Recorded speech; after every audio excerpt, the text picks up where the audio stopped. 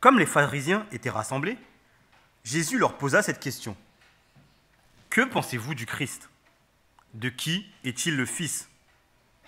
Ils lui répondirent, « De David. » Il reprit, « Comment donc David, par l'Esprit, peut-il l'appeler Seigneur lorsqu'il dit, « Le Seigneur », là David parle de l'Éternel, a dit à mon Seigneur, là David parle du Messie, « Assieds-toi à ma droite, jusqu'à ce que je mette tes ennemis sous tes pieds. » Si donc David l'appelle Seigneur, comment peut-il être son fils? Personne ne put lui répondre un mot. Et depuis ce jour-là, personne n'osa plus l'interroger. Alors pour remettre un peu ce passage dans son contexte, Jésus est arrivé la veille à Jérusalem. Et depuis qu'il est là, lui et les chefs religieux discutent, se questionnent. Et ce jour-là, ils étaient particulièrement en forme, parce qu'ils vont enchaîner les tentatives. Les pharisiens vont tenter de piéger Jésus avec la question de l'impôt dû à César. Les Sadducéens, d'autres chefs religieux, qui ne croient pas en la résurrection, en s'inspirant d'une histoire un peu étrange de la littérature juive, vont tenter de montrer qu'il est ridicule de croire en la résurrection.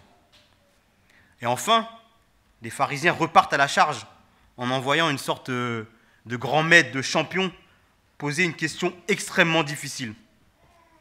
Question que j'ai posée hier à mes enfants de 8 et 6 ans, à laquelle ils ont su répondre. Question extrêmement difficile. Quel est le plus grand commandement de la loi? Alors Jésus va balayer toutes ces tentatives, ce qui fait que pharisiens, sadducéens ont lamentablement échoué. Et du coup, Jésus se permet de les questionner aussi, avec une question assez simple d'apparence. De qui le Christ est-il le Fils? Tout le peuple juif de l'époque connaît la promesse de l'Éternel. Cette promesse faite à David dans 2 Samuel 7.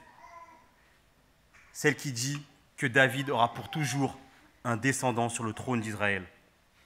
Et tout le monde sait que le Messie sera de la descendance de David. Mais durant la période de plusieurs siècles qui séparent les écrits de l'Ancienne Alliance et ceux de la Nouvelle Alliance, il y aura toute une grande littérature juive qui va se développer, même s'il n'y a plus de prophètes. Alors cette littérature ne sera pas inspirée comme les textes que nous avons dans la Bible, mais elle va nourrir les attentes du peuple juif. Et c'est dans cette littérature qu'on va retrouver le titre de fils de David. Au passage, j'en profite pour vous encourager à lire ce type de littérature. Je le rappelle, ce ne sont pas des textes inspirés, mais ils nous apprennent énormément sur le contexte historique, politique et social de l'époque de Jésus. Et ces informations peuvent nous éclairer sur notre compréhension des textes bibliques.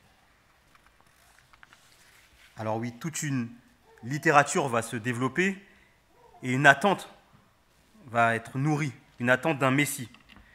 Et dans cette littérature, on retrouve un certain psaume qui sera dit de Salomon.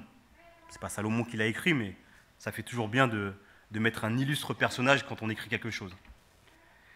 Et dans ce psaume, on va nous parler du fils de David. On va nous parler du fils de David qui brisera les princes injustes, qui purifiera Jérusalem des païens, qui détruira les païens impies. Donc comprenez qu'un juif sous occupation romaine attend naturellement cette figure, ce fils de David, cette figure politique et militaire qui apportera la délivrance, qui chassera les païens. Mais Jésus, par son ministère, montrera qu'il n'est pas un chef politique, qu'il n'est pas un chef militaire. D'ailleurs, il fera toujours en sorte de s'esquiver quand la foule essaiera de faire cette association. Et aujourd'hui, on peut également se questionner. Qui est le Messie pour nous? J'ai un ami qui n'est pas très fan du dialogue entre les différentes dénominations chrétiennes, contrairement à moi. Et du coup, ça nous arrive souvent d'échanger, de discuter.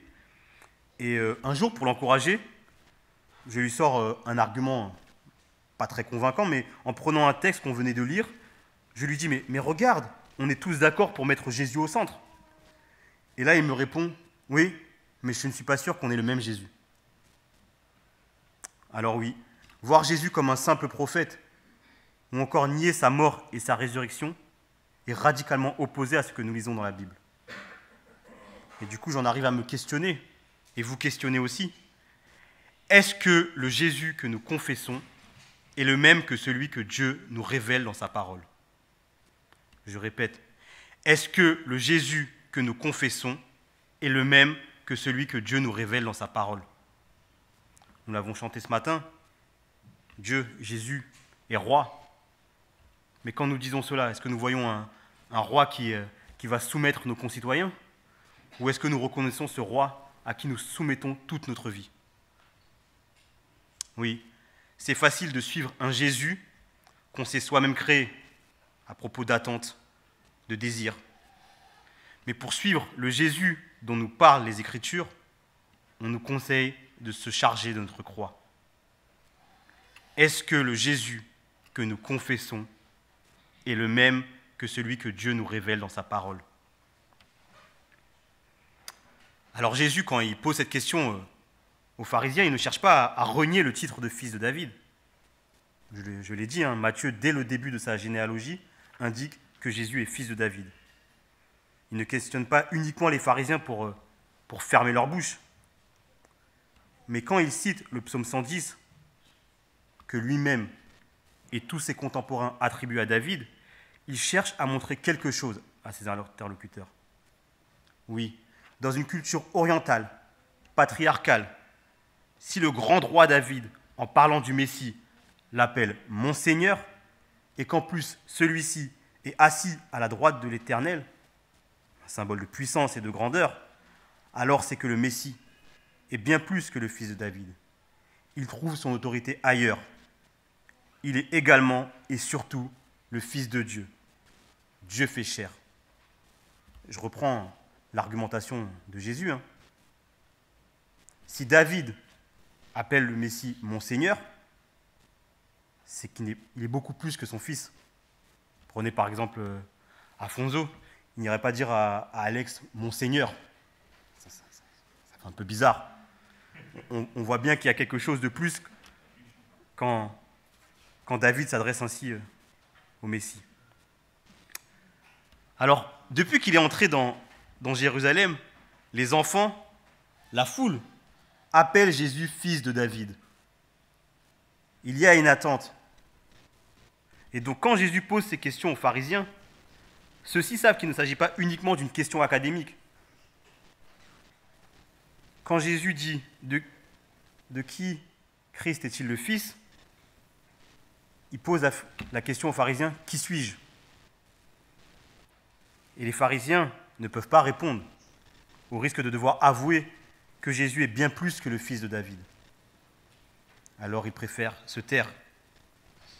Personne ne trouve à lui répondre un mot, et plus personne ne l'interroge. Oui, dans cette période d'occupation où le peuple de Dieu souffre, il attend un puissant roi, un guerrier, qui chassera les païens. Et au final, ils ont un Jésus, qui ne vient pas libérer de l'oppresseur, mais libérer des péchés. Et ça, pour les pharisiens et pour la foule, c'est décevant. Alors je ne sais pas s'il y a des fans d'Harry Potter parmi nous, mais dans Harry Potter, il y a ce grand sorcier, ce grand méchant, puissant, qui s'appelle Voldemort. Et tout au long de notre lecture, on finit par dire à Harry que c'est lui qui devra terrasser, détruire Voldemort.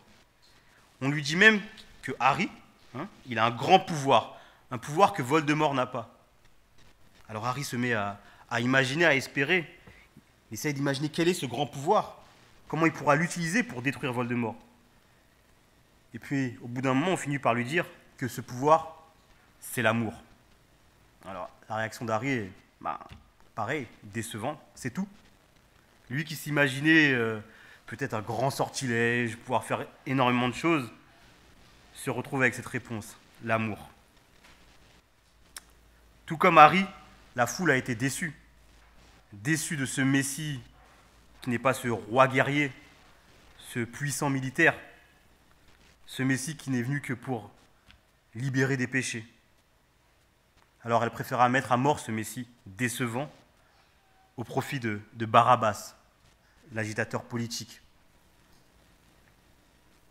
Aujourd'hui, nous ne sommes pas sous occupation. Mais dans cette période de troubles, de multiples crises, est-ce qu'il ne serait pas tentant d'attendre de Jésus le guérisseur qu'il guérisse, de Jésus le protecteur qui nous protège, qui sécurise notre emploi? Oui, durant cette période, nous avons vu certains de nos proches mourir. Nous avons vu nos activités s'arrêter. Nous avons vu des nouvelles contraintes apparaître. Nous apercevons peut-être maintenant la détresse financière de nos proches. Nous attendons de pouvoir nous retrouver sans ces distanciations sociales, de retrouver une vie normale. Peut-être que nous voyons dans ces événements qui arrivent des signes des derniers jours. Et j'aimerais rappeler que nous sommes dans les derniers jours depuis la mort et la résurrection du Christ. Nous n'avons pas à chercher de signes. Nous avons à être prêts, c'est-à-dire vivre chaque jour en nous conformant à la parole de Dieu, car le jour du Seigneur arrivera comme un voleur. Oui, peut-être que tout ce que nous vivons peut nous troubler, nous faire relayer notre espérance au second plan, que nos attentes sont peut-être plutôt tournées vers nous que vers Dieu. Pendant cet été, je me suis surpris à souvent prier pour que le mariage de ma sœur puisse se tenir, pour avoir une place en crèche pour mon fils, pour que l'école puisse reprendre pour les enfants. Et c'est vrai que toutes mes attentes étaient centrées sur moi. Oui, peut-être que toutes ces crises ont pu relayer le pardon des péchés, la réconciliation avec Dieu le Père au second plan. Peut-être que nous avons été tentés de dire avec la foule et avec Harry Potter, c'est tout. Le pardon des péchés, la réconciliation. Frères et sœurs, aujourd'hui, dans cette période d'incertitude quotidienne, Jésus veut nous dire qu'il est le fils de David. Il est celui qui a guéri et qui guérit encore. Il est celui qui a consolé et qui console encore. Jésus partage notre humanité. Il partage nos souffrances. Il ne les ignore pas. Mais comme il l'a fait avec les pharisiens et la foule, il nous met en garde contre nos attentes erronées. Il nous met en garde contre notre mauvaise compréhension de lui. Cette mauvaise compréhension qui pourrait nous amener à être déçus de ce qu'il a à nous offrir. Ce qu'il a à nous offrir est encore bien plus grand. Oui, Jésus nous dit qu'il est le fils de David, mais il est aussi le fils de Dieu. Ce Dieu qui s'est fait chair, qui est mort pour le pardon de nos péchés, pour nous libérer du péché, pour nous montrer le Père. Et grâce à son esprit, nous avons accepté cette bonne nouvelle. Et dans ces temps difficiles, cette bonne nouvelle ne mérite pas un simple et banal c'est tout. Non. Au contraire, elle mérite d'être proclamée avec force, car avant toutes nos attentes, c'est une bonne nouvelle qui nourrit notre espérance. Je vous invite à la prière.